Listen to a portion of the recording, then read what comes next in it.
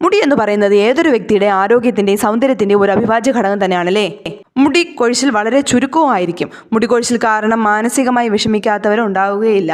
നമ്മുടെ മുടി കൊഴിച്ചിലിനെ പറ്റി പറയുമ്പോൾ മുടി കൊഴിച്ചിലാണോ കൂടുതൽ അതോ മുടി നേർത്തു പോകുന്നതാണോ കൂടുതൽ, ഇതറിയേണ്ടത് വളരെ പ്രധാനമാണ്. മുടി കൊഴിയുന്ന അവസ്ഥ വേറെ കാരണങ്ങൾ കൊണ്ടുണ്ടാകുന്നവയാണ്. അപ്പോൾ എന്താണ് നോർമൽ ആയിട്ടുള്ള മുടി കൊഴിച്ചിൽ, എന്താണ് അബ്നോർമൽ ആയിട്ടുള്ള മുടി കൊഴിച്ചിൽ എന്ന് നമുക്ക് നോക്കാം കേട്ടോ.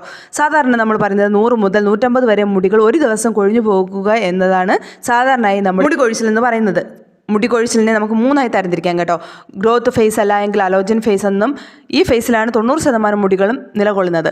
10% മുടികളാണ് ഷെഡിംഗ് ഫേസിൽ അല്ല എങ്കിൽ ടീലോജൻ ഫേസിലുള്ളത് കേട്ടോ. 1% മാത്രമാണ് ഇതിനിടയിലുള്ള കാറ്റോജൻ ഫേസിൽ ഉൾപ്പെടുന്നത്. അപ്പോൾ കൂടുതൽ മുടികൾ ഈ ഷെഡിംഗ് ഫേസിലും ടീലോജൻ എന്ന് പറയുന്ന ഫേസിലും മുടി വരുമ്പോൾ അത് അബ്നോർമലായിട്ട് മുടി കൊഴിച്ചിലുണ്ടാക്കുന്നു.